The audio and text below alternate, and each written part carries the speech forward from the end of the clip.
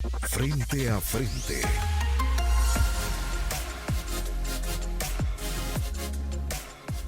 Muy bien, gracias por estar con nosotros. Buenos días y bienvenidos en este viernes 6 de agosto, uno de los principales días de este periodo de fiestas patronales del país, porque hoy ya no es únicamente la capital, sino que todo el territorio salvadoreño. Qué bueno que nos sintoniza, el agradecimiento desde donde usted nos mire, sea en la playa, en la montaña o en la casa, y naturalmente compartiendo con sus amigos y sobre todo con su familia. Son momentos de reflexión, son momentos de descanso, pero también deben de ser momentos de cuidarnos mucho, sobre todo porque tenemos la pandemia del COVID que está mostrando números al alza desde hace varios días, sobre todo desde que hace prácticamente una semana se anunció la presencia confirmada de la variante Delta en el país, y tal cual como se indicó también por las autoridades, podría haber estado desde hace varios días. Ya hemos conocido lo que nos dijeron los médicos, que tenemos posibilidad de 8 contagios por cada persona que resulte positiva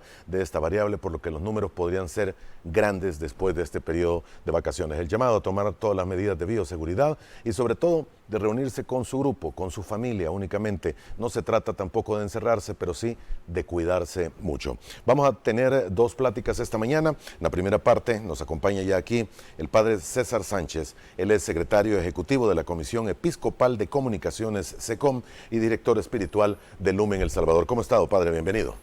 Pues contentísimo, gracias Moisés y gracias a todos los amigos televidentes. Estar en este día de fiesta, nuestra fiesta titular, es una gran bendición. Exactamente, es una bendición, sobre todo que Dios nos permita levantarnos cada día. Muchas veces no se agradece, uno lo ve tan natural y lógico que ocurra, pero hay que dar gracias a Dios por eso que uno se levanta. Bien, la invitación también a partir de las 7:15 de la mañana, en una segunda parte, estará con nosotros Francisco Antonio Araniva. Él es doctor en medicina y especialista en psiquiatría y salud mental, graduado de la Universidad de El Salvador. En ambos temas vamos a hablar del COVID y las repercusiones que tiene en cada rubro. En esta segunda parte, la salud mental y el COVID-19. Y en la primera, naturalmente, las fiestas patronales, lo que significa la transfiguración del Señor, el momento que se debe vivir de reflexión religiosa, pero por supuesto, lo que ha significado un año y medio prácticamente ya de pandemia y que ha llevado a muchas personas a perder a sus seres queridos. Una vez más, padre, gracias por acompañarnos esta mañana. No, gracias. Señor, nos vamos hacia atrás. Tenemos prácticamente de marzo a julio, estaremos hablando de 5 meses más un año, 16, 17 meses en los que muchos de los pensamientos han sido: ¿por qué esta pandemia? ¿Por qué Dios permite que ocurra esto? ¿Por qué perdí a mi mamá, a mi papá? ¿Por qué estamos sufriendo no solo en el país, sino que en el mundo entero cuando se tienen enfermedades de este tipo? Y naturalmente muchos de los peticiones, y sobre todo usted que es director espiritual del Lumen, han de haber sido consultándole sobre este tema y naturalmente momentos de confesión. ¿Qué se le responde o qué se le dice o qué hay que tener presente? ¿Cuál es el mensaje de Dios? Bueno, en primer lugar, y eso es sumamente importante, saber que toda nuestra existencia está en las manos de Dios. San Pablo nos va a decir: nosotros vivimos por Cristo y morimos por Cristo. Si vivimos, para Cristo vivimos, y morimos, para Cristo vivimos. Sea que vivamos o que muramos, somos del Señor. Obviamente esto se lo dice a una comunidad cristiana que ha seguido los pasos del Señor, que ha confiado en Él. No es fácil dar esta respuesta y decir esto a personas que han sufrido. Lo primero que hay que decir, Moisés, y hay que recalcarlo, es que las enfermedades, las pandemias, las guerras y muchas cosas que nosotros padecemos como seres humanos no son culpa de Dios. Exacto. Las consecuencias de nuestros errores, las consecuencias a nivel espiritual de nuestros pecados, pero también de nuestra vida desordenada, del jugar a ser Dios con la genética, del descuido del medio ambiente, del descuido de nuestra propia salud. A veces me acerca alguien y me dice: padre, ¿por qué Dios me ha permitido esta diabetes, por ejemplo? ¿No? Y empiezo a platicar con él y que me cuente su historia y me dice: el doctor en cierto momento me prohibió comer tal y tal y tal cosa porque me podía dar diabetes y yo no le hice caso y ahora me dio, pero ¿por qué Dios me lo permitió? No, no es que Dios se lo permitió, es que usted se descuidó, ¿no? Y hay muchísimas cosas que no son causa de Dios. El pecado en sí mismo es el que propicia tantas cosas. Por el contrario, y esto es lo más hermoso, en los momentos de mayor dificultad, en los momentos en los cuales el ser humano se destruye a sí mismo, Dios interviene para salvarnos. Dios interviene para buscarnos. Cuando Jesús estuvo entre nosotros físicamente hablando, el Dios encarnado, la palabra de Dios encarnado, había una crisis social y política mundial, ¿no? El pueblo de Israel, el pueblo de Dios, estaba gobernado, invadido, sometido por el imperio romano y antes por el imperio griego y antes por otros y desde Egipto. Y el Señor siempre mandó una salvación. En el Antiguo Testamento Dios manda a Moisés para liberar a su pueblo que estaba esclavo de Egipto y llevarlo a la tierra prometida. En el tiempo de Jesús, Jesús aparece como Salvador, pero el pueblo de Israel había interpretado las Escrituras, el anuncio de la llegada del Mesías como un Salvador político, como un Salvador militar, como un Salvador social. Las profecías hablaban de la restauración del reino de Israel y del esplendor de ese reino. Y entonces se esperaba un Mesías guerrero, ¿no? Y cuando Jesús viene entre nosotros, no lo reconocen. Y esta fiesta que hoy celebramos tiene mucho que ver con eso, porque Jesús anuncia que Él va a padecer, que Él va a ser torturado, va a ser asesinado, y que a los 3 días va a resucitar, pero se llenan de miedo porque dicen, te estamos siguiendo porque tú eres el que nos va a salvar, ¿no? Y en cambio tú nos dices que te van a matar. Y por eso Jesús escoge a 3 de sus discípulos, Pedro, Santiago y Juan. En aquel entonces se necesitaban 2 o 3 testigos para dar referencia de algo, credibilidad de algo delante de un jurado. Y se los lleva como testigos y sube a la montaña para que frente a ellos se muestre con su naturaleza divina. Y ahí entonces nos encontramos en este punto del encuentro con Dios, que a través de Cristo viene a salvar a la humanidad. Y los discípulos contemplan al Dios hecho carne y al hombre divino que está en medio de ellos, con Elías y Moisés platicando con él como centro de la ley y los profetas.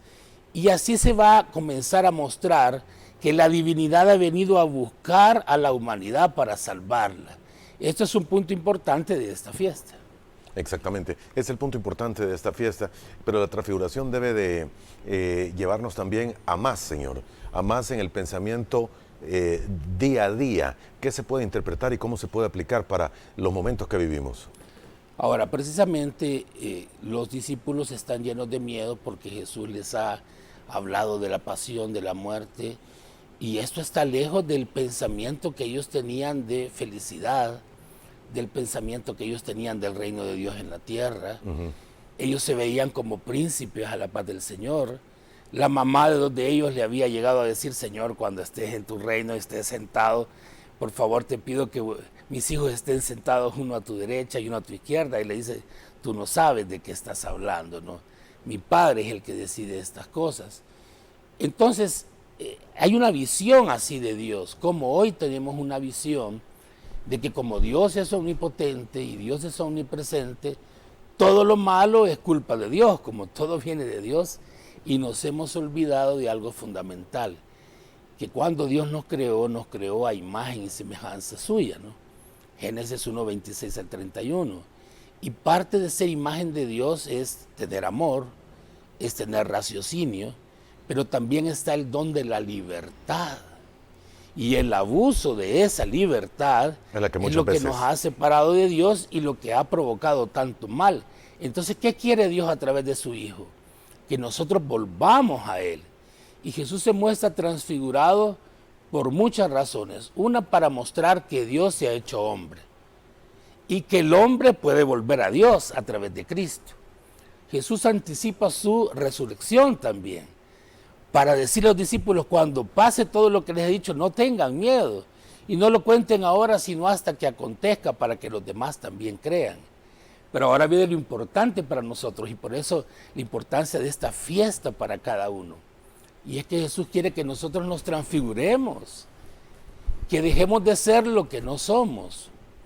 A mí me gusta preguntar cuando estoy con los hermanos, si nosotros creemos, yo le pregunto a los fieles, ¿ustedes qué opinan? ¿Esta afirmación es falsa o verdadera? La afirmación es esta: el ser humano por naturaleza es pecador.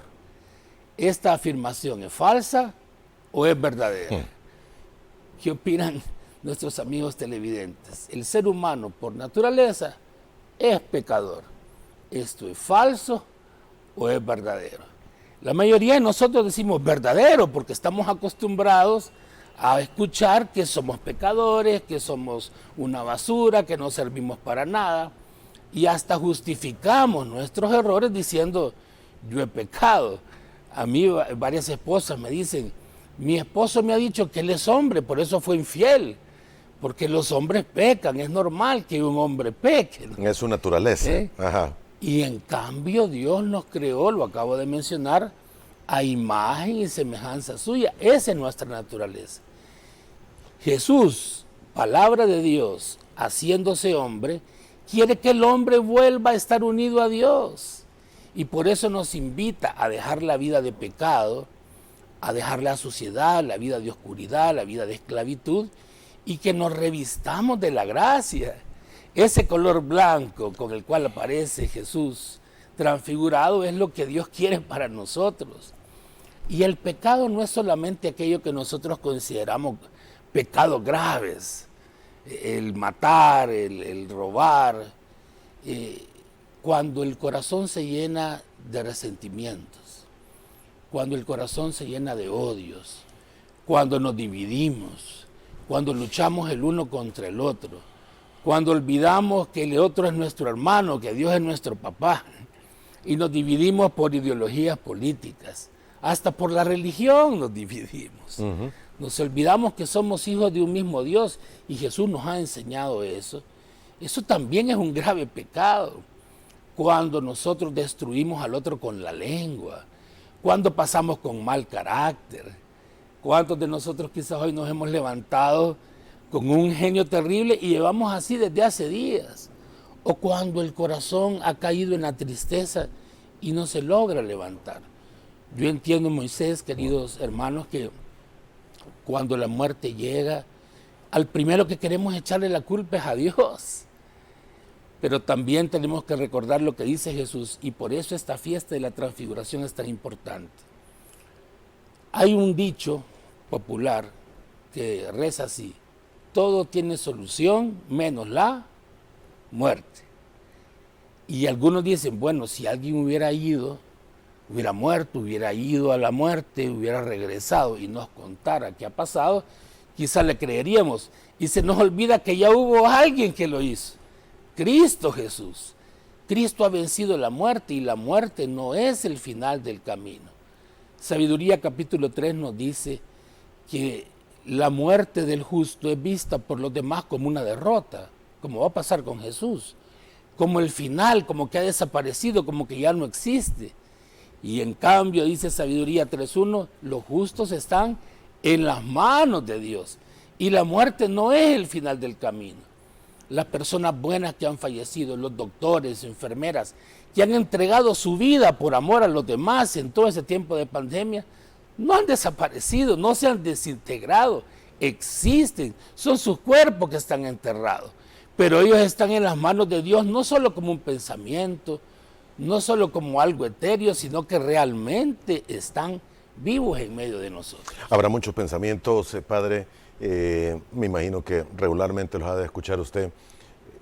Si mi familiar, sea mi esposa, mi hijo, mis padres, hubieran tenido la oportunidad, o yo los hubiera cuidado un poco más para evitar que salieran, o yo me hubiera cuidado un poco más para no salir y traer el virus a casa y que ellos falleciesen, probablemente hoy con las vacunas un año después, ellos habrían tenido una oportunidad mayor de acompañarnos, pero en aquel momento tuve parte de esa culpa, podría decir cualquiera, y es un sentimiento que cada vez, si no se logra manejar bien, se va haciendo más grande, que uno pudo haber sido culpable de la muerte de. Yo no voy a decir una mentira, ¿no? Tengo que decir la verdad. Si alguien en estado de ebriedad va manejando y muere, obviamente él ha tenido culpa con su muerte o la muerte de otras personas. Si yo me he descuidado en mi salud, si yo sabiendo que debo salir a la calle con una mascarilla, que debo de guardar distancia, no me cuido, pues obviamente tengo parte de culpa. Pero no toda la persona que ha muerto es porque ha sido su culpa, en primer lugar. Y aun si así hubiese acontecido, Dios es misericordioso, Dios es nuestro Padre, y Dios siempre llega al encuentro de cada persona, aún en el último instante. Fíjate, Moisés, que la iglesia nunca ha dicho de nadie que sea condenado, ni siquiera de Judas Iscariote. No sabemos qué pasó entre el momento que se tiró del árbol y la cuerda lo tensó. No sabemos, Dios mostró su misericordia. Ahora está en nosotros aceptar o no esa misericordia. No tenemos que vivir tampoco con esa culpa, tenemos que entregarle a Dios toda culpa, todo sentimiento de tristeza.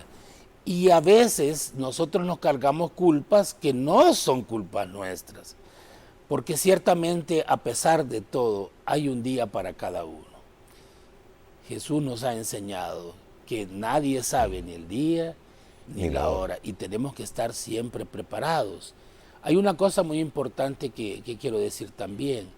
Cuando alguien enferma, va al hospital, tiene una oportunidad, nosotros no lo vemos, esa alma tiene la oportunidad de conversión, nosotros no la escuchamos, no sabemos qué está pasando entre Dios y esa persona. Y muchas personas se ponen a orar, comienzan a orar en familia, piden oración por aquel que está así muy grave, ¿no? Y piensan que la única victoria es la sanidad, pero no, la victoria es que esa alma esté en paz con Dios. Y Dios decide si un alma está en paz, si la lleva o la deja entre nosotros. Pero lo importante es que haya una victoria para esa alma. Yo quiero decirle a los hermanos que han estado orando por algún familiar y que su familiar falleció, que Dios no ha abandonado a ese familiar, que Dios no ha dejado de oírlos a ustedes, le ha dado lo que necesitaba, la misericordia. Hay gente que es egoísta y me dice, Padre, yo no importa si mi papá, mi mamá está aquí con tubos, está sufriendo, no importa si no puede casi respirar, yo lo quiero vivo, lo quiero aquí aunque esté sufriendo. Yo le digo, eso es egoísmo, porque la persona ya descansa en paz. Es cierto, hay un proceso de soltar también, de entregar, de confiar que nos vamos a volver a encontrar. Ahora, han sido momentos difíciles, Padre, y como usted mencionaba hace un par de minutos, cuando algo malo sucede, la culpa la tiene Dios, pero cuando algo bueno sucede, no todas las veces es Dios el que ha logrado eso, y nos atribuimos cualquier tipo de, bueno, mi esfuerzo se completó, lo logré hacer, es que me he sacrificado demasiado, pero nunca ponemos a Dios de primero. Sin embargo, hay momentos en los que llega ese instante de reflexión en el qué estoy haciendo, por qué llegué a este punto y no he podido dar marcha atrás a pesar de que todo el mundo me lo decía. Son momentos en los que puede caerse en ansiedad, en depresión, y luego todas las consecuencias que pudiese tener con familiares, con esposa, con los hijos o con el resto de los que lo rodean. De hecho, Moisés, hemos estado notando en estos meses depresión infantil. Sí, ¿cuándo había visto infantil, ¿no? Ansiedad juvenil, porque el encierro también le ha hecho daño a la humanidad, ¿no? Y hay jóvenes ahora que ya no quieren salir, quieren pasar en pijamados todo el día.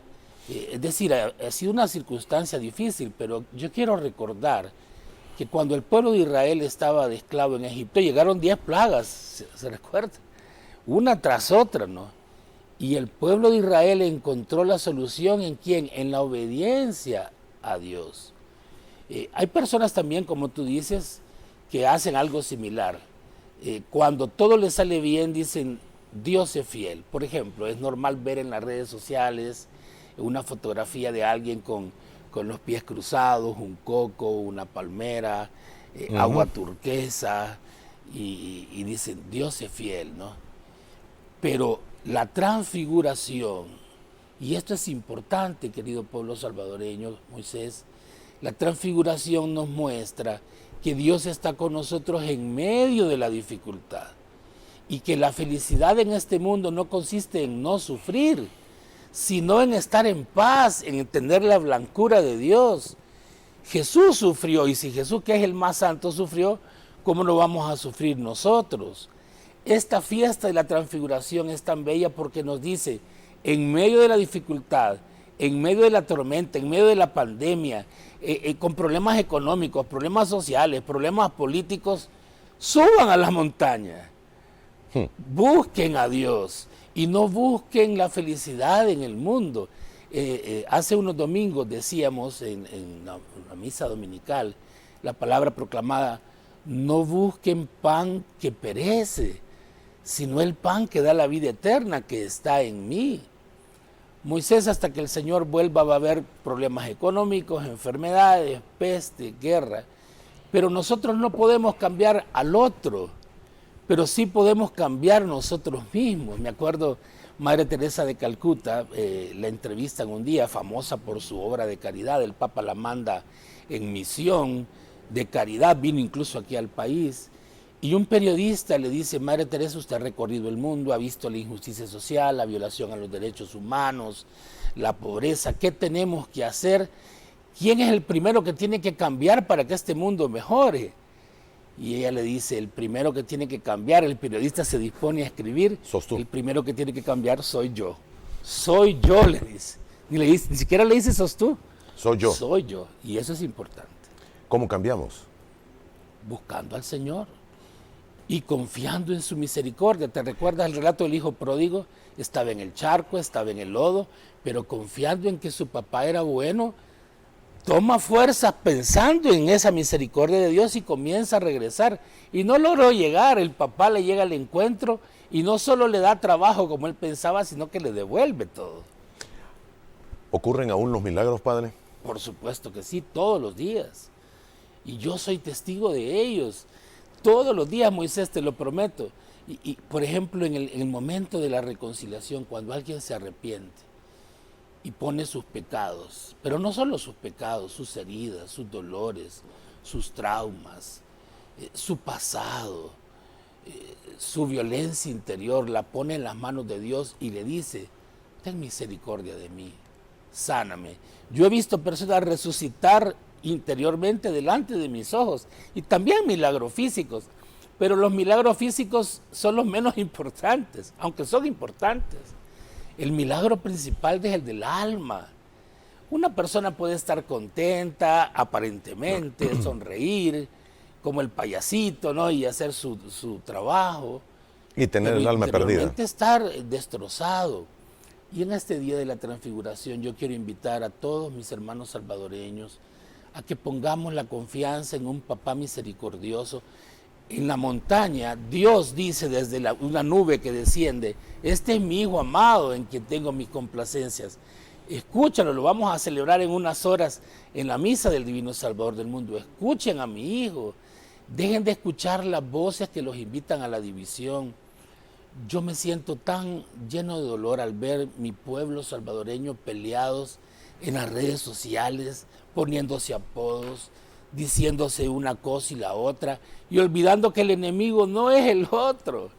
El enemigo es el mal que está en mi corazón, y lo que tenemos que hacer es sacarlo, y Dios tiene todo el poder de limpiarnos el alma, y lo que tenemos que hacer es reconocer con humildad nuestras faltas e invocar a Dios en su misericordia. Con estos tiempos de pandemia, ¿la gente se ha acercado o se ha alejado de la iglesia?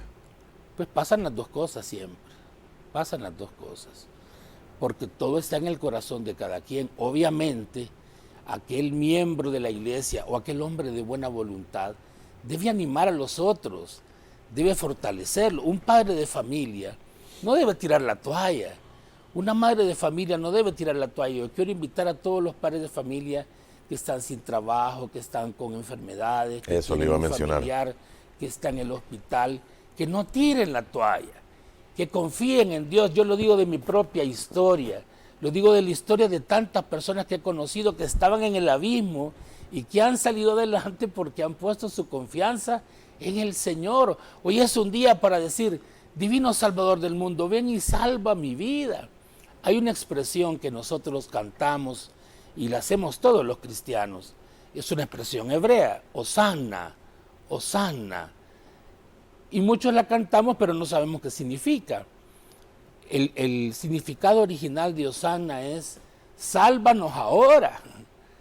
El pueblo de Israel, pensando y creyendo que Jesús es el Mesías, cuando entra en aquel burrito, te recuerdas, le cantan, Hosanna al Hijo de David, creyendo que es el Mesías y que viene a liberarlos de la opresión social, económica, política. No saben que Él está viniendo a salvar del pecado, de la tristeza, de la opresión. Pues qué lindo es que nosotros hoy, en cada nación, en cada país, y este país, El Salvador, cada familia diga, Señor, ten misericordia de mí, sálvanos ahora. Y yo estoy seguro que si una persona de corazón invoca a Dios, porque lo he visto en mi propia vida, va a recibir esa salvación. Necesitamos orar en familia. En la familia ya no se ora. Ya no se ora para comer, ya no se ora para dar gracias. Todo está en buscar trabajo, trabajo, trabajo, trabajo, buscar salud, salud. Pero en el Señor está la solución. Es cierto, se están perdiendo muchas de aquellos buenos momentos. Quiero que hablemos un poquito más de eso. Padre, vamos a hacer la primera pausa comercial, regresamos en un par de minutos, le invitamos a que siga con nosotros.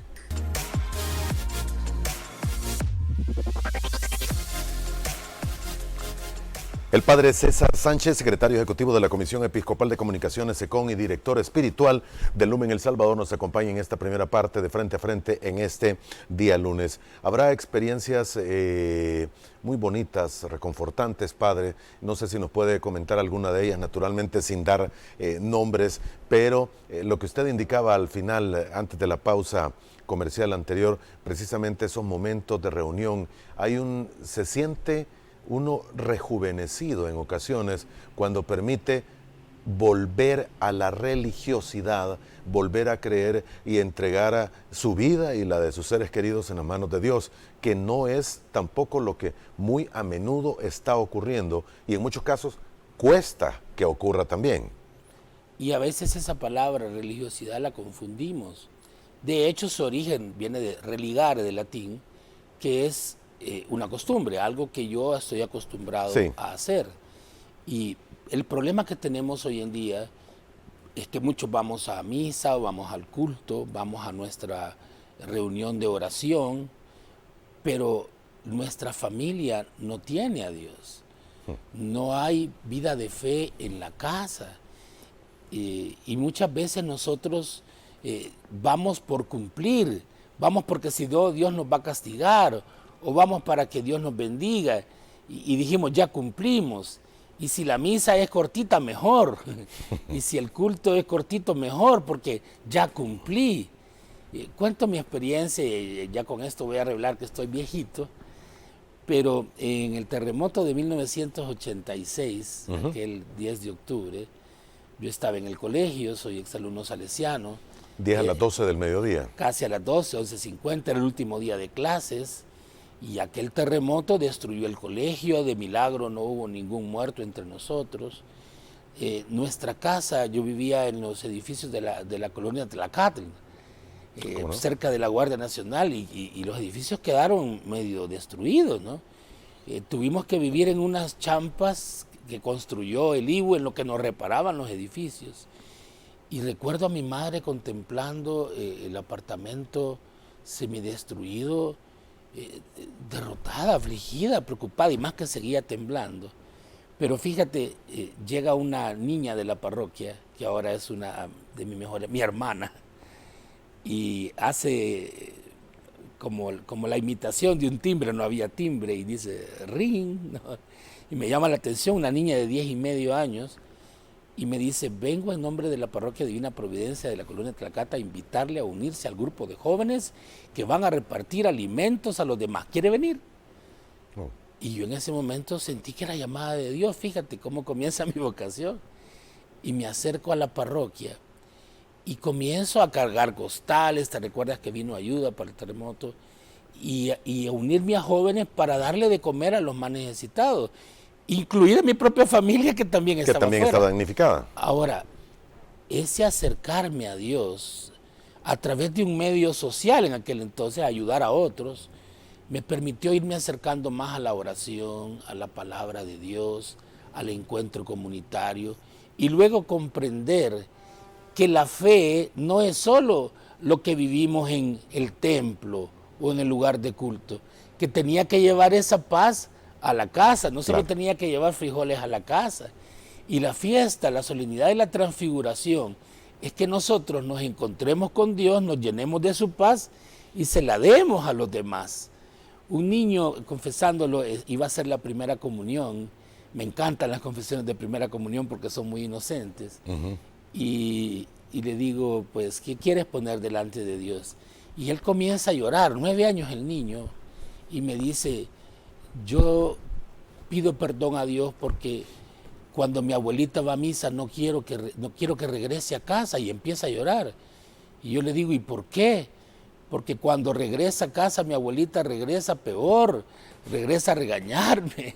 Y lloraba por eso, porque él se sentía mal, que amaba a su abuelita pero no quería que regresara cuando venía de misa. Y eso nos pasa también a nosotros, celebramos fiestas pero no hay fiesta en nuestro corazón. Sí. Y hoy es un buen día para decir, Divino Salvador del mundo, salva esta patria que lleva tu nombre, salva mi corazón, salva mi familia, yo confío en ti.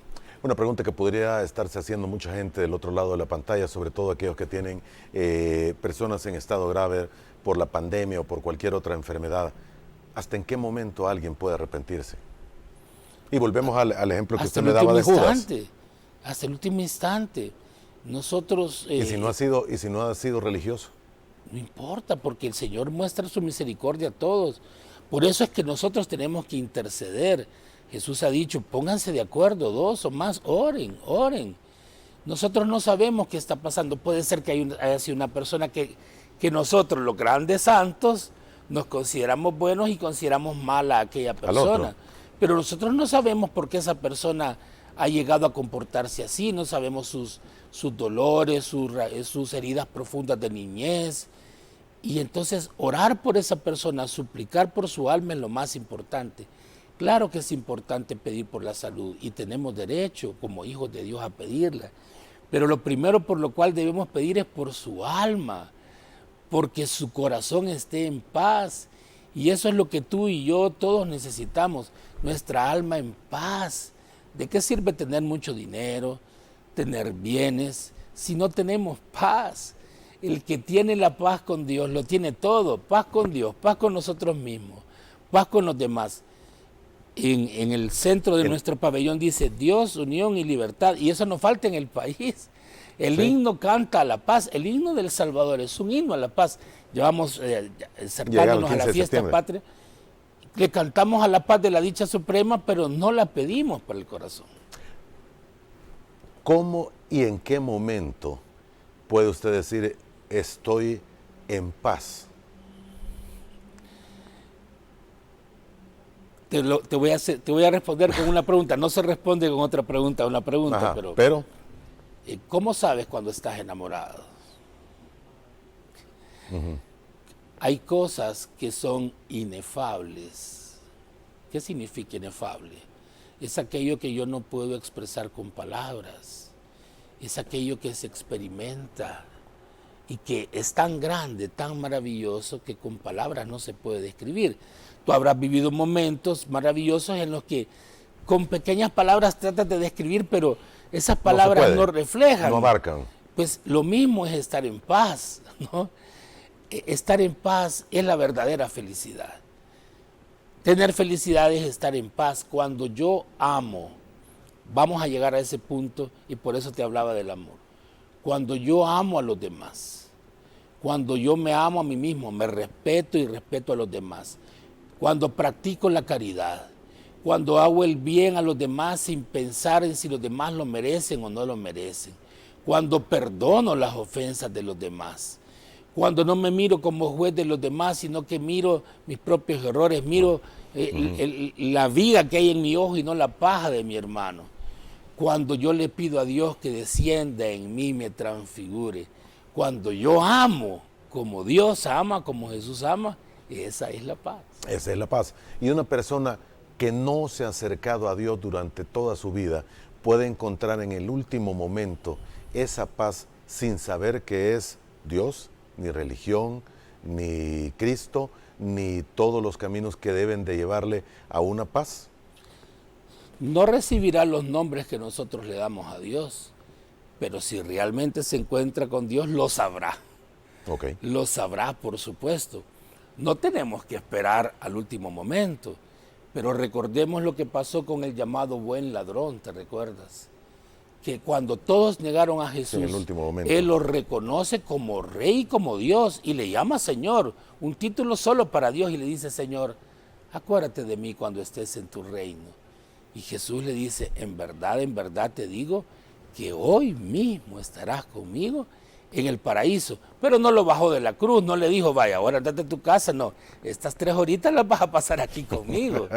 Porque siempre hay un momento de purificación. Y aquello que vemos como dolor, la misma enfermedad, purifica el alma.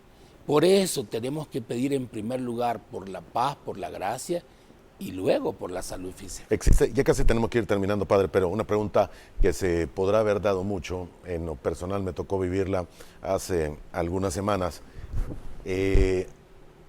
Despedir a alguien, soltar a un ser querido, decirle: entrégate a Dios, no te preocupes por nosotros, porque habrá muchas personas del otro lado de la pantalla que están en esa situación y tal vez es más creencia popular que verdad el que los lazos de no querer dejar ir a alguien impiden que muchas veces esta persona pueda entregarse en los brazos de Dios y tener una muerte más fácil y entregarse al descanso eterno.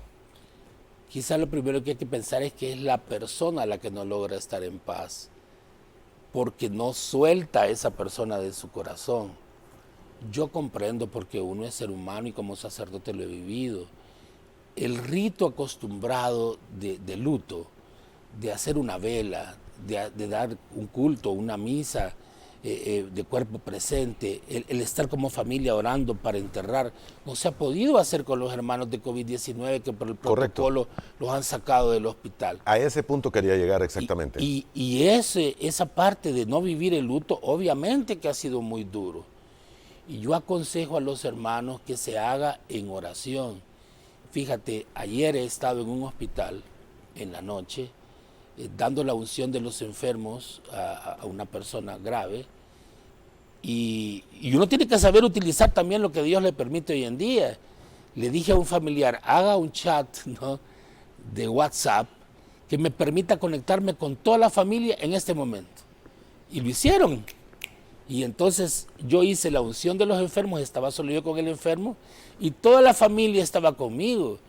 Y como para Dios no hay tiempo, no hay distancia, de hecho pues a través de la televisión estamos llegando en este momento, Dios atraviesa el tiempo, la distancia, los medios, una pantalla. Aunque nos duele no haber estado ahí, es importante que como familia nos unamos a través de los medios de comunicación.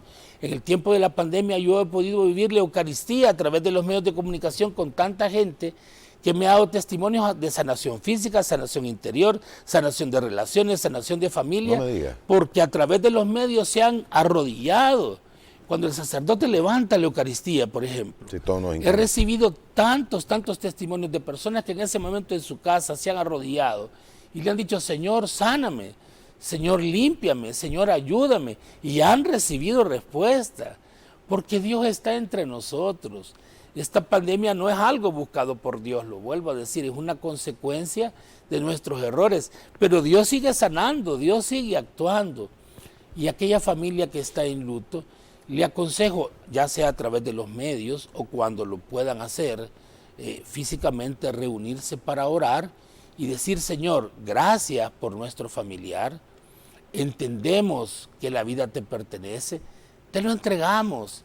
Y a través de Jesús, si no le pudimos pedir perdón, a través de ti le pedimos perdón, que llegue hasta Él nuestro perdón.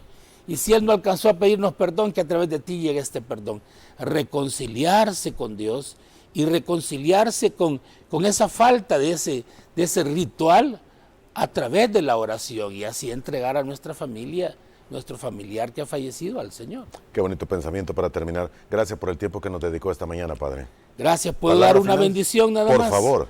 A todos ustedes, que el Señor les bendiga grandemente y que bendiga a nuestra patria, especialmente a los enfermos, a los que se sienten solos, al que se siente en pecado, al que se siente en dificultad, que la gracia de la transfiguración del divino Salvador del mundo llegue a tu corazón, a tu familia, a nuestra patria y al mundo entero, en el nombre del Padre y del Hijo y del Espíritu Santo. Amén. Que vive el Salvador y que vive el divino Salvador del mundo. Amén, y que así sea. Gracias, Padre, gracias por esta palabra y gracias por este tiempo que nos ha compartido. Vamos a hacer una pausa, regresamos para platicar en nuestra segunda parte con Francisco Antonio Araniva. El doctor Francisco Antonio Araniva, doctor en medicina, especialista en psiquiatría y salud mental, graduado de la Universidad de El Salvador. Vamos a hablar naturalmente del COVID, todo lo que ha traído este encierro, esta cuarentena, estos momentos de más unión familiar o más tensión familiar en algunos casos también, y las posibles soluciones que pudiesen verse desde el rubro que es el de la medicina y especialista en psiquiatría. Volvemos, siga con nosotros.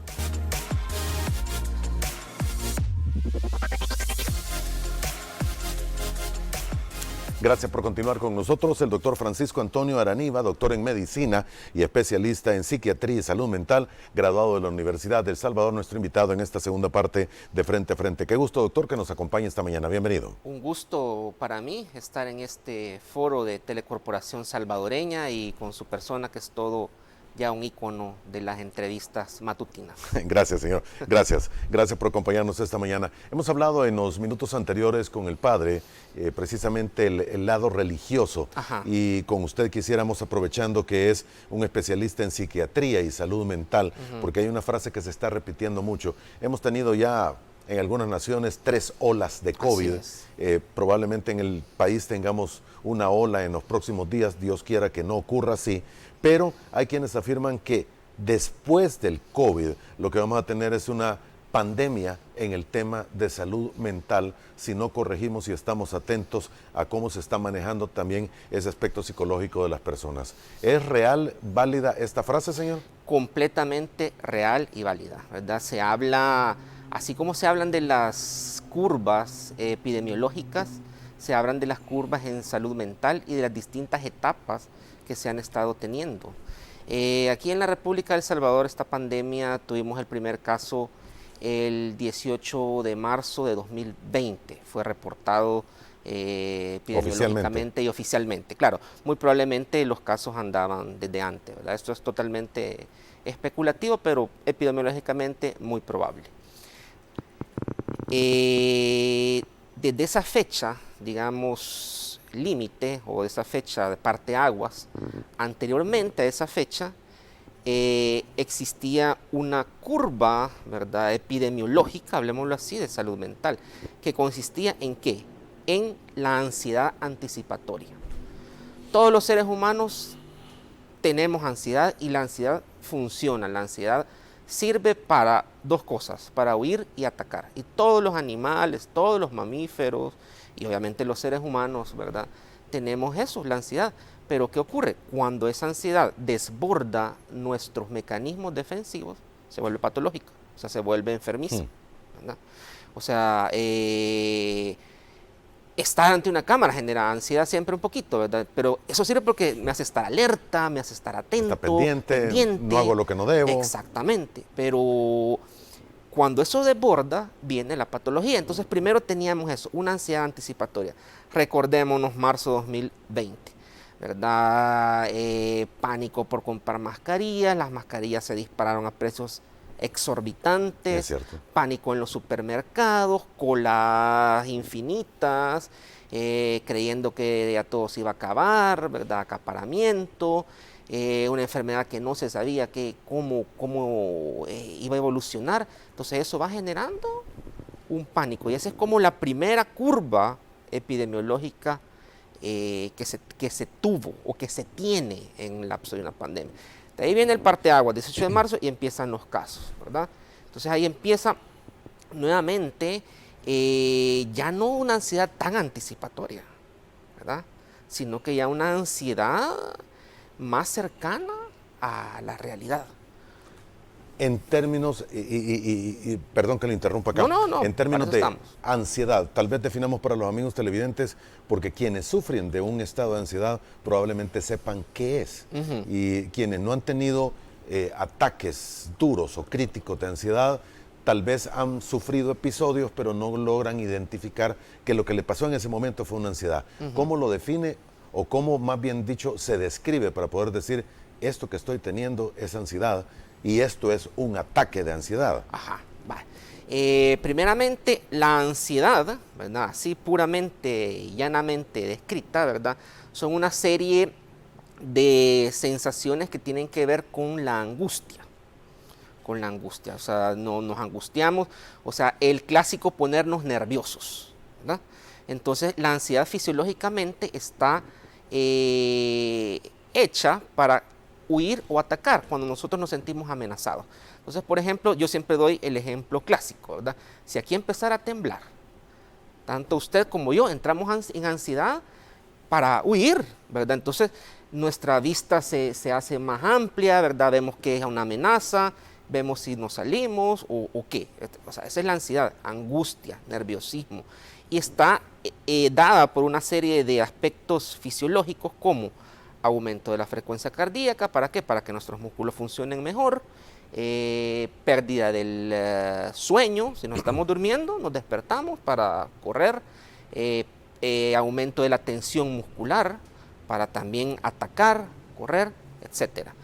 ¿Qué es lo que pasa?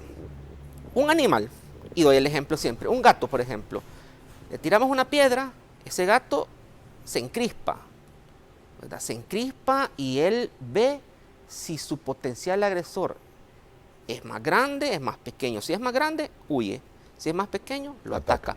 Pero su cerebro siempre genera toda esa cascada, ¿verdad? Ajá.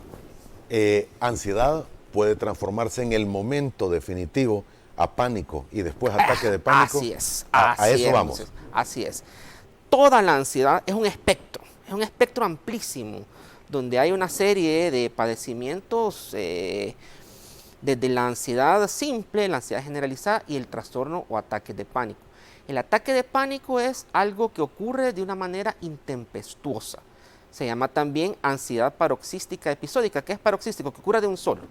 Yo puedo estar aquí, ¿verdad? Y de repente hay algo, algún recuerdo, alguna situación, se me dispara y empiezo, me bloqueo, no puedo hablar, sudoración, por todo lo que he mencionado anteriormente, por todos los mecanismos intrapsíquicos. Lo que pasa es que los seres humanos tenemos la corteza cerebral y esa corteza genera conexiones, recuerdos, ¿verdad? De situaciones pasadas y eso hace que se den esos ataques. Entonces, claro, ¿verdad? Todo eso lo vimos, ¿verdad? Ya cuando empezaban los casos, ¿verdad? Pánicos, ¿verdad? O sea, estaba un compañero de trabajo, ¿verdad? Y salía positivo y era aquel ataque de pánico, ¿verdad? Quememos y huir, quememos, sí. ¿Verdad? Esa oficina ciérrenla, sanitícenla, pónganle amonio, pónganle lejía, pónganle... Todo lo que se pueda. Todo lo que se pueda, ¿verdad? Y todos los precios disparados también, ¿verdad? Exactamente. Ahora, ubicamos, y usted está poniendo exactamente el parteaguas en el 16 y 18, ahí depende qué punto tomemos, porque de marzo del año pasado. Sí. Porque antes de eso veníamos con que ocurría en China, Ajá. se trasladaba a Asia, Ajá. después fue a Europa, Estados Unidos, después los casos llegaron más cerca a nivel de Centroamérica, México, y finalmente se confirmó que lo teníamos en el país. Antes de ese 16, 18 de marzo, ya había casos confirmados de ansiedad en el país que se estaban tratando. ¿Y la curva se había disparado o había subido? Sí, pero como todo aspecto, ¿verdad?, que tiene que ver con cuestiones de pandemia, de sufrimiento en los seres humanos, existe primero una negación. Entonces, Aquí no va a llegar, a mí no me da. Eso es de Wuhan, eso es de Asia, ¿verdad? Eso es de otro lado. Aquí ni va a venir, aquí hay suficientes medidas de control, aquí somos un país pequeño, ¿verdad? Etcétera, etcétera, ¿verdad? Y voy a hablar un tema personal, si me lo permite. Por favor. ¿Verdad? El 11 de marzo, ¿verdad? Cuando se decretó la cuarentena, no obligatoria, pero sí cuarentena, y que cerraron la entrada al país y que había que estar en cuarentena. De vuelos. Yo ese día me iba a dar vacaciones. Yo decía, no, si eso no va a venir, ¿verdad? O sea, para que usted vea que esto nos afectó a todos, ¿verdad? Era mi mecanismo de defensa. Sí, esto no viene, ¿verdad? A mí me agarró la cuarentena con el pasaporte en mano, ¿verdad? Antes de entrar a migración del aeropuerto internacional. Y todavía me dijeron en migración, pase, salir del país puede. No, me voy. Pero no sé si va a regresar. Me voy y ahí viene y el darme cuenta, ¿verdad? O sea, esto es una realidad que ya nos tocó. Y una semana después, ver todo lo que se venía, ¿verdad? Lo que se venía como gremio médico, lo que se venía como colegas. Entonces, un momento de mucho sufrimiento. Esa fecha fue una fecha, como le digo, ¿verdad? Parteaguas. Se decreta la cuarentena en el país y los casos se disparan, me imagino, porque todo el mundo en sus casas, nadie sale, tenemos que estar encerrados, no tengo comida, tengo que ver cómo hago al súper, las limitaciones que hay para una y otra cosa, familiares, parientes y amigos que están fuera del país y que no van a poder entrar. Si me agarran circulando y no puedo circular, me van a llevar a un centro de cuarentena o de detención. Bueno, se vino todo ese momento que fueron días y meses críticos. Meses críticos, así es. Esos momentos vienen y ahí se da una recomposición de todo, ¿verdad? ¿Por qué razón? Porque el ser humano es un ser eminentemente social.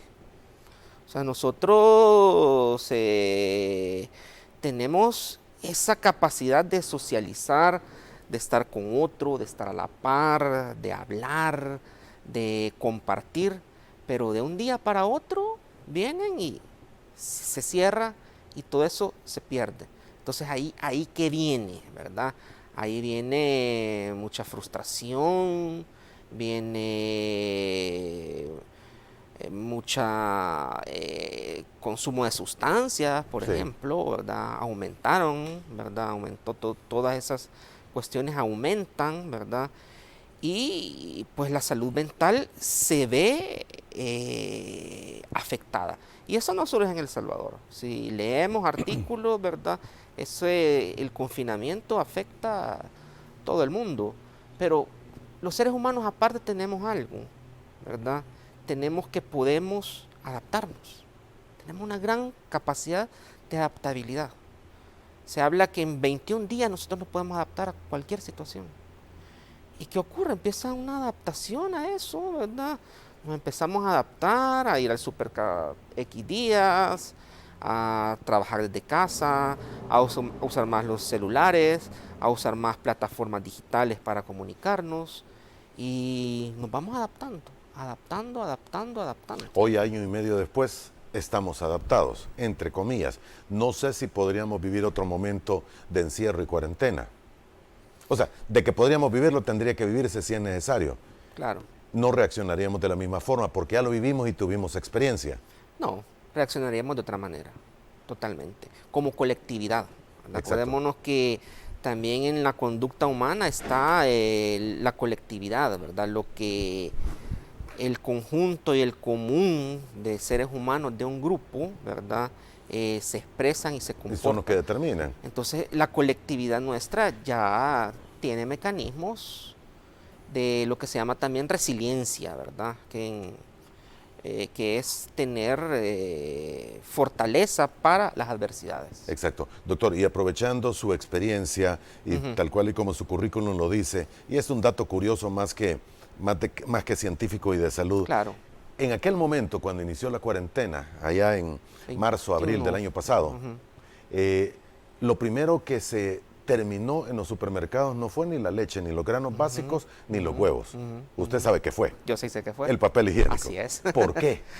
¿Por qué? Porque, vaya, ese es un bien, primero, voluminoso, ¿verdad? Visible, ¿verdad? O sea, si usted lo ve en las carretillas, ¿verdad? O sea, viene... Ocupa bastante espacio. Ocupa bastante espacio, ¿verdad? Y aquí viene el colectivismo y la conducta mimética que tendemos a tener los seres humanos, ¿verdad?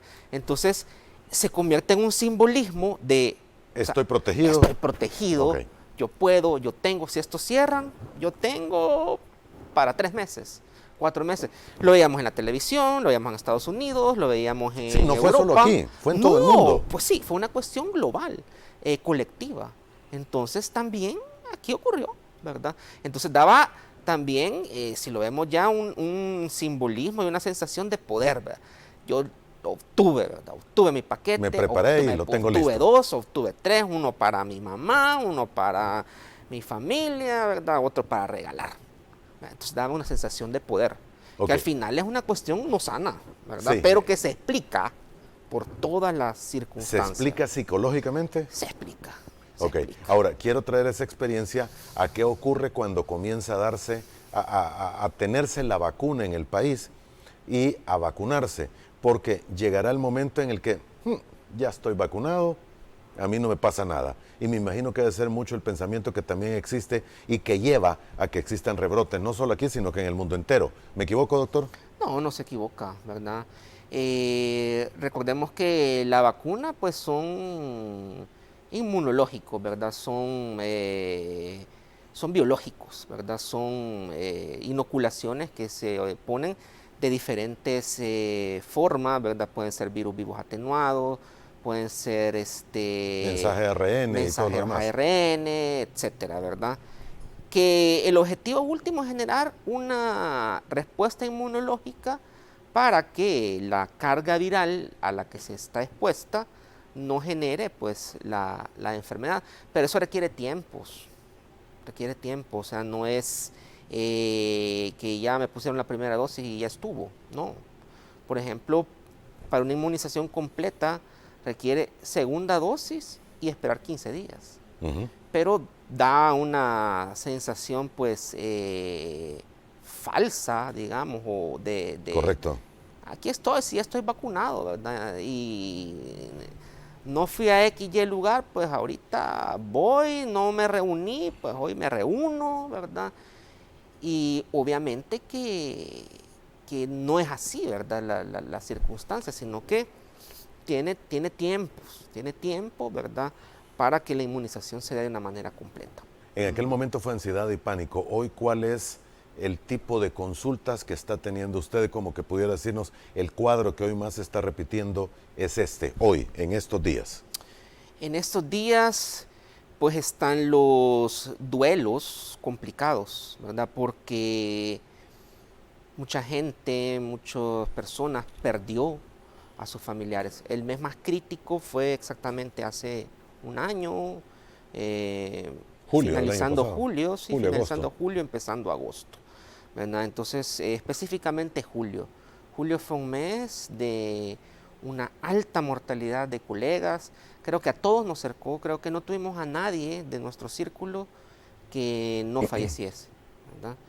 Y obviamente eso al año empieza a generar duelos que se complican. Un duelo se habla que, pues, tiene también ciertas etapas, ¿verdad? Una etapa, pues, primero de negación, después otra etapa, pues, de ir aceptando, de resolución, una etapa de crisis, ¿verdad? Hasta que hay una resolución completa, pero ante esta situación vienen los procesos mentales en los seres humanos y dicen, ¿y si la vacuna hubiese salido antes? ¿Y si a mi papá lo hubieran vacunado? ¿Y si se hubieran apurado más? ¿Y si no hubiera salido ese día que es donde yo creo y el lucubro que se contagió? ¿Verdad? Entonces, ¿eso qué hace? Complica el duelo. Lo complica de una manera donde hay sentimientos de culpa, donde hay más depresión, donde hay frustración. Y a la fecha, pues eso es lo que se está viendo, ¿verdad? Hay personas que se están culpando de la muerte de algunos familiares Sí. porque ellos tal vez fueron a donde no debían en su momento, Sí, aunque no sí, se haya sí. terminado de No, comprobar. Claro, no, claro, ¿verdad? O sea, la culpa es una de las peores situaciones que pueden ocurrir en salud mental. Ahora, los niveles de tensión han disminuido de como estuvimos el año pasado en el área psicológica, doctor. No, han aumentado. ¿Han aumentado? Las atenciones en el área psicológica y psiquiatría a la fecha, no, han aumentado, ¿verdad? Porque hay esa diversidad de situaciones que han ido afectando. Pues, acordémonos que el origen de las afectaciones psicológicas, psiquiátricas, van en 3 ejes, ¿verdad? Un eje biológico, un eje psicológico y un eje social. Y la pandemia ha afectado los 3. Porque a la fecha hay pruebas científicas de que afecta y da un daño neuronal, ¿verdad? Y Sí. hay propensión a padecer depresión, hay propensión a padecer angustia o incluso psicosis, y lo hemos visto, ¿verdad? Hemos visto que se han disparado casos de psicosis de personas que no tenían ninguna patología de base y se presenta psicosis. Psicosis es estar fuera de la realidad, ¿verdad? Eso le iba a pedir. Defíname psicosis en la palabra más Psicosis es estar fuera de la realidad. fácil. Estar fuera de la realidad. Estar fuera Un de la ejemplo realidad. válido y clásico y fácil. Un ejemplo válido es que yo le dijera, aquí no estamos en El Salvador, aquí estamos en Wuhan, China, y el virus ahí anda y a el saber qué virus va a ahí pasar anda, y conmigo. que yo tenga certeza en la realidad que aquí es Wuhan, China, que estamos hablando en chino y que, ¿verdad? Eso es psicosis y que usted se lo cree. O sea, fuera de la realidad y certeza de la realidad en la persona. Eso es psicosis. Esos son los casos que se están incrementando en este momento, doctor. Dentro de otros tantos. Pero a la cabeza, ansiedad y depresión.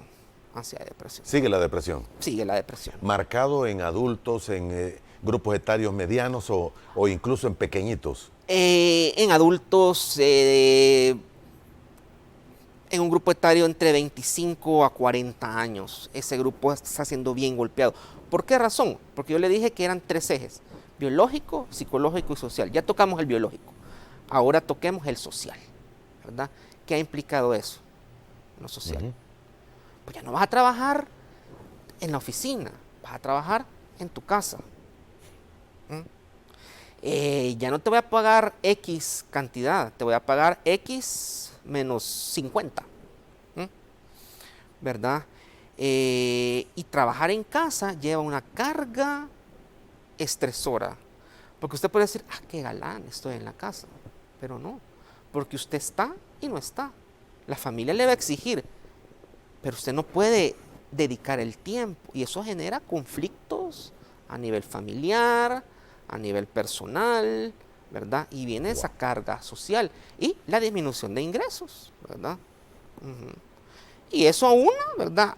Llevándolo al otro eje, al eje psicológico, ¿verdad? Todo el daño psicológico que se da por la afectación biológica, por la afectación social, y se da la tríada biopsicosocial para que se exprese la enfermedad mental. Sobre todo en grupo etario, me dijo 25-40, 25-40, 25-45, más o menos ahí. Es el pico que está surgiendo, atención, en este momento. Sí. Y Sí. mire, poco se reflexiona sobre eso, mucha gente trabajando en casa. No es que querramos decir, miren, tiene que volver para todos, que todos seamos felices. Que quede claro que no. Pero Que quede claro que es una diferencia de vida, un estilo de vida diferente el estar en casa. Como usted dice, que la familia le exija, mira papá, jugar conmigo, mira, atendeme esto, mira, preparar la comida, y uno tiene que estar pendiente. Además del trabajo, no se pueden lograr muchas veces las dos situaciones. Y acuérdense que hay mecanismos de control, pues ahora, tiempo conectado efectivo, ¿verdad? GPS en Tiempo celulares. que lo ve la cámara, el tiempo GPS que lo ve donde la anda y cámara, todo. o sea, es una cuestión bien compleja. ¿Son más fáciles de atender estos casos que los anteriores que tenían de ansiedad? No, son más complejos. Son más Son más complejos porque implican una serie de situaciones, ¿verdad? Que antes no estaban, que son nuevas, ¿verdad? Y que hay que irse enfrentando a eso. Y me imagino también que casos de tensión de violencia intrafamiliar Claro, se elevan. se eleva, elevado, sí. En el caso de niños, ¿usted conoce de casos que se han incrementado? Fíjese que yo... No es su área. No es mi área, no es mi área. Mi experticia es 18 años en adelante, ¿verdad? Eso lo ven los colegas que ven psiquiatría infantil, que es otra área. Así es que sí, yo en cuanto a niños, sí no... Ok, no. ahora, solo antes de ir tenemos que hacer una pausa, doctor, en aproximadamente 2-3 minutos, pero antes de ir a la pausa, me mencionaba este grupo de 25-40, 25-45. ¿Qué pasa con el grupo anterior, el de 18 a 25? ¿Hay cuadros específicos en los que se está viendo un aumento de casos de atención? Sí. ¿Por qué? Porque ahí, ¿cuál es el estresor? Hablemos de estresor. Para que se genere, ¿verdad?, esta enfermedad mental en los 3 ejes que le mencioné, biológico, psicológico y social, debe de haber en el eje psicológico un estresor. ¿Qué es un estresor? Algo que esté afectando y que alguien antes no estaba. ¿Verdad? Entonces, ¿cuál es el estresor aquí? La falta de interacción social. En una edad donde la interacción social es tan importante, en el grupo etario de 18 a 25, Tiene razón, tan importante, importantísima. Es el que termina definiendo todo para el resto de la vida. Sí, aunque quizás un poquito más antes, pero sí ahí se dan ciertas relaciones interpersonales duraderas o que pueden tener la elección de pareja, por ejemplo, ¿verdad? Entonces, ¿qué pasa? Se ha cortado esa interacción social. Se ha cortado y eso genera una gran frustración, una gran depresión, ¿verdad?, en ese grupo etario de 18 a 25 años. Muy bien, y si aplicamos ese mismo criterio, ¿qué pasa a los arriba no de 45, sino que los arriba de 55, por irnos más al grupo de los adultos mayores? ¿Es otro estresor, se llama? Sí. ¿Será otro estresor? Sí, pero siempre aunado, siempre relacionado con las interacciones sociales, ¿verdad? Que no interaccionan con la familia. Ya con no los sus llegan nietos, a ver. ya no los llegan a ver, ¿verdad? No les llegan a dejar los nietos tampoco. Exactamente, ¿verdad? Entonces, todo eso pues va generando conflicto, ¿verdad? Va generando tristeza, va generando angustia, ¿verdad? Muy bien. El grupo, y para ir a la pausa, el grupo más determinantemente de preocupación en este momento para poder decir, este grupo vamos a tener que cuidarlo mucho, por el grupo etario. Este es el grupo que vamos a tener que cuidarlo mucho, tener más atención por lo que pueda ocurrir post pandemia. ¿Cuál sería? El de la población económicamente activa ahorita, ¿verdad? ¿Qué? Estamos hablando de los 25 para arriba. 25 para arriba, 45. 25-50, 25-45. Sí. Muy bien. Vamos a la última pausa comercial. Vamos a regresar en aproximadamente 2 minutos. Siga con nosotros.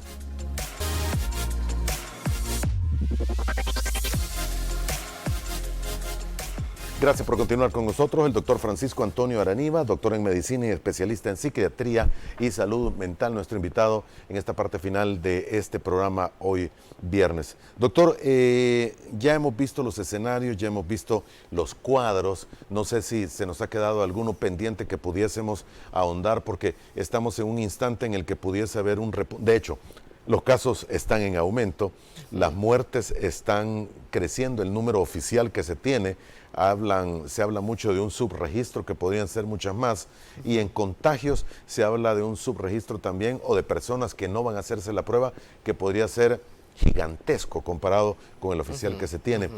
¿Qué más cuadros psiquiátricos se pueden dar en este momento que hay que evaluar y tener mucha atención? Hay que poner atención al trastorno de estrés postraumático. ¿Al qué? Trastorno de estrés postraumático. Ok. Mucha gente a estas alturas, desde que se decreta la cuarentena estricta, ahí por la 3ª semana de marzo, ¿verdad? Y que se levanta en la última semana de agosto, mucha gente siguió guardándola, ¿verdad? ¿Por qué? Porque el miedo extremo que hay, ¿verdad? Trastorno de estrés postrauma va dentro de lo mismo que hablábamos al principio, dentro del mismo gama de trastornos de ansiedad. ¿En qué consiste, verdad? En que hay un hecho, ¿verdad?, que me genera mucho estrés, mucho trauma, ¿verdad? Entonces pueden haber sueños recurrentes, pueden haber flashbacks, si alguien se contagió, por ejemplo, ¿verdad? puede tener la idea de que se volvió a contagiar, de que esto le va a pasar, que va a fallecer. Entonces eso lo limita. Y hay gente que a la fecha no ha salido. Cuando pudiera salir tomando las medidas de bioseguridad.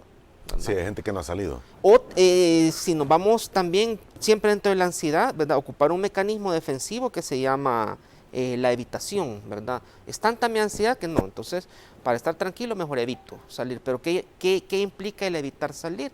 Implica que si yo pudiera trabajar, disminuye mi economía, estoy más tiempo en casa, me puedo enojar más, ¿verdad? Entonces, todo eso va generando problemas en la salud mental. Así es que a eso hay que ponerle ojo, ¿verdad?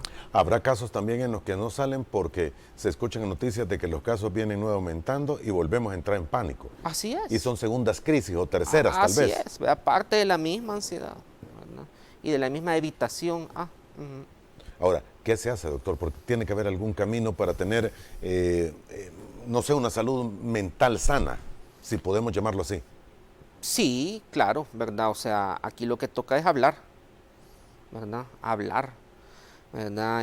Como profesional de la salud mental, le puedo decir que lo que funciona en estos casos, ¿verdad? Son procesos de psicoterapia, ¿verdad? Hablar, decir cómo me siento, cómo estoy, expresar los miedos, expresar todos esos sentimientos para ir encontrando en cada caso particular soluciones que me puedan llevar a tener una mejor calidad de vida. ¿Usted perdió algún familiar, doctor? ¿Cercano? No, cercano no, compañeros de sí trabajo, me imagino. compañeros, excompañeros, ex maestros, ¿verdad? Sí. Maestros. Y sí, se golpeó, pues, la cuestión personal, ¿verdad? Como le digo, en el mes de julio, fue un mes durísimo. ¿Verdad? Julio del año pasado. Julio del año pasado, julio 2020. Exactamente. Sí. No, le preguntaba esto, doctor, porque en términos psiquiátricos, no sé si la palabra adecuada ahí, me discúlpeme, si es psiquiátrico o psicológico, ha de ser muy difícil para aquellas personas que perdieron a su ser querido por COVID y que, como nos mencionaba el padre, no pudieron darle santa sepultura y lo que significa tener la velación, la misa de cuerpo presente y el entierro como tal y el último adiós que pareciese ser un estigma o un compromiso o un contrato social que existe de decirle adiós a la persona, al ser querido. Y que es como lo que hablábamos de con esto me siento que he cumplido y despedí a mi ser querido. Eso muchas personas no lo habrán tenido. Así es, y muy buena acotación, Moisés, porque es otra cosa de las que vemos, ¿verdad? Y de la que hablaba al principio, el ser humano es un ser eminentemente social. Y la velación, aunque pueda sonar para algunas personas raro, ¿verdad? U ofensivo, pero es un acto social, es un acto social. Ahí se encuentran familiares, se encuentran amigos, hasta hay personas que hacen la broma, solo nos vemos en funerales. Ajá. Pero es un acto social, ¿verdad? Y son rituales claro. De despedida. Es más esa palabra. Rituales de cierres, ¿verdad? Que en la cuarentena estricta no se pudieron tener y muchas personas llevan ese pesar. No le pude dar el último adiós a mi papá, no le pude dar el último adiós a mi mamá, a mi esposa, a mi hijo, a mi hija. Entonces eso genera una marca, ¿verdad? Mental que se tiene que ir sanando, ¿verdad? Se tiene que ir hablando de eso, sacando todo el enojo, sacando todo lo que hay, ¿verdad? Para poderlo sanar. Y el tiempo, ¿verdad? El tiempo, ¿verdad? Y hablarlo, ¿verdad? Hablarlo. Ahora, mentalmente, ¿cómo sustituye ese acto y ese momento? Es bien difícil porque es un acto que incluye pues una interacción, que incluye seres humanos, que incluye todo, pero mentalmente se sana, ¿verdad? Al ocupar pues, una técnica de una fantasía. O sea, ¿qué hubiera hecho usted si? ¿verdad? Piense en esto, piense en lo otro, ¿verdad? Vea las cosas buenas de su familiar y quedémonos con eso, ¿verdad? Técnicas psicoterapéuticas que ayudan a ese cierre, ¿verdad? Pero pues sí, eso ahí va a estar, ¿verdad? Siempre que la persona no logró hacer esa despedida. Eso es cierto, exactamente. Ahora, doctor, ya casi para ir terminando, es más difícil, me imagino, que un hijo pueda tener un cierre de este tipo con respecto a la muerte de uno de sus padres, pero ha de ser más difícil, creo yo, que un padre vea que no pueda hacer ese cierre de un hijo. Sí. Hay una frase Sí. que siempre me ha parecido muy dura, que no es justo ni adecuado que un hijo muera antes que un padre. Fíjese que es interesante, Moisés, porque cuando nosotros estudiamos la psiquiatría, ¿verdad? Se nos presenta una tabla de estresores, de lo que hablamos. Entonces ahí está una serie de estresores numerados del 1 al 100, por decirle un número aleatorio. Y el 1, nunca se me olvida, el 1 es pérdida de un hijo. No Pérdida hay de un hijo. No hay un estresor más grande en la vida de un ser humano que la pérdida de un hijo, ¿verdad? Ni la pérdida del padre, ni la pérdida del cónyuge, ni nada. Y también hablemos de duelo, que el duelo es amplio, ¿verdad? Porque no solo han habido pérdidas humanas, han habido pérdidas materiales, se han perdido casas, se han perdido vehículos, Sí. que mentalmente funciona de una manera bien similar el duelo. Claro, son duelos más superables que el duelo personal, ¿verdad? Que el duelo humano, ¿verdad? Y dentro de esa escala, pues está esa pérdida, ¿verdad? De un hijo. Pero hay maneras, ¿verdad? Hay maneras de hablar. Alguien podrá decir, pero yo no tengo los fondos necesarios para ir donde un psicólogo, donde un psiquiatra. Existen, ¿verdad? Instituciones gubernamentales, instituciones autónomas que están brindando servicios de salud, ¿verdad? Que están abiertas, ¿verdad? Pues el Hospital Nacional Psiquiátrico, ¿verdad? En Soyapango, ¿verdad? Pues ahí están siempre colegas dispuestos a escuchar, dispuestos a hablar, y quienes están pues asegurados, ¿verdad? Están los servicios de salud mental que hay, pues, y del Seguro Social, que hay ahorita pues 13 equipos de salud mental funcionando, ¿verdad? Dando atenciones en todo el área, en las que se llaman unidades médicas, ¿verdad? En todas las unidades médicas del área del Gran San Salvador, y pues también en las regiones oriental, ¿verdad? Y la región occidental, y aquí pues en San Salvador, en el Hospital General, que está en la emergencia 24 horas, 7 días de la semana, y el Hospital Policlínico Arce, ¿verdad? Del Instituto Salvadoreño del Seguro Social, que son instituciones pues que están brindando, que están abiertas